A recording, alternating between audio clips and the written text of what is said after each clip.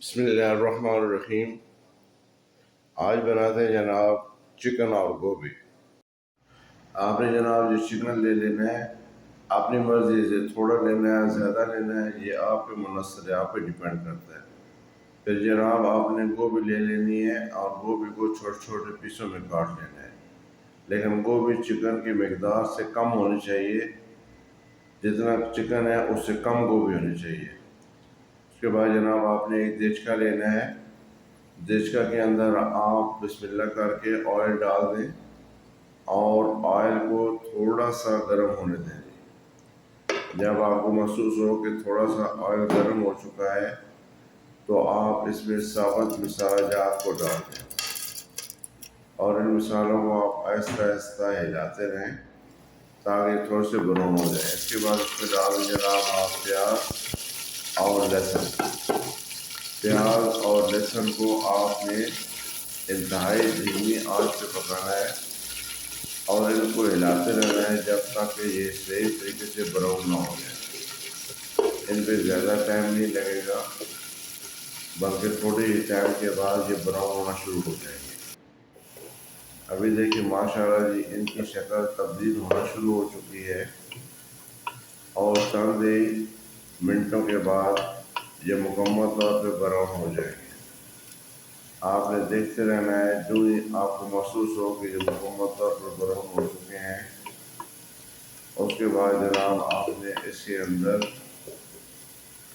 آپ کے پاس پڑے ہوئے مسالہ جات ہوں گے جس میں لال مرچ ہوگی اور ہلدی اور وہ چیزیں اس میں ڈال دینی ہیں۔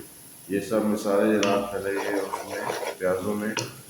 ابھی ان کو ہلاتے رہنا ہے اور اس میں تھوڑا سا پانی بھی ڈال دینا ہے تاکہ آپ کے یہ مسالے جل نہ پائیں، اور یہ مسالے جل گئے نیچے لگ جائیں گے تو اس کا ٹیسٹ خراب ہو جائے گا۔ اس کو ایسا ایسا ہلاتے رہیں اور ابھی جناب ان پیازوں کے اندر ہی آپ نے چکن کو ڈال دینا ہے۔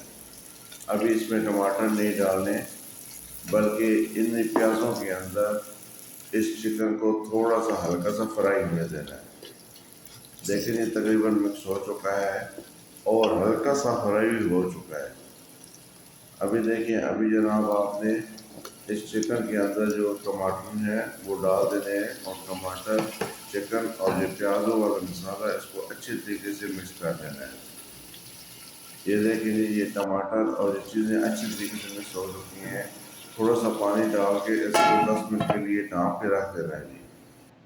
اس کے بعد جناب آپ نے اس کے اندر گوبھی ڈال دینی ہے اور گوبھی کو بھی اچھی طریقے سے مکس کر دینا ہے اس کے اندر۔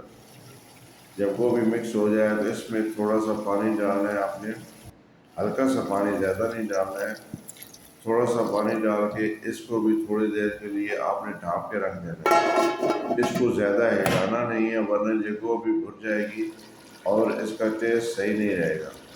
دیکھیے ماشاءاللہ آپ کی چکن اور گوبھی تیار ہو چکی ہے اور تقریباً یہ تیار ہے۔ ابھی آپ نے اس میں تھوڑا سا گرم مسالہ ڈالنا ہے اور اس میں ادرک کاٹی ہوئی ادرک ڈالنی ہے اور اس کے بعد جناب اس میں آپ نے تھوڑا سا دھنیا ڈال دینا ہے۔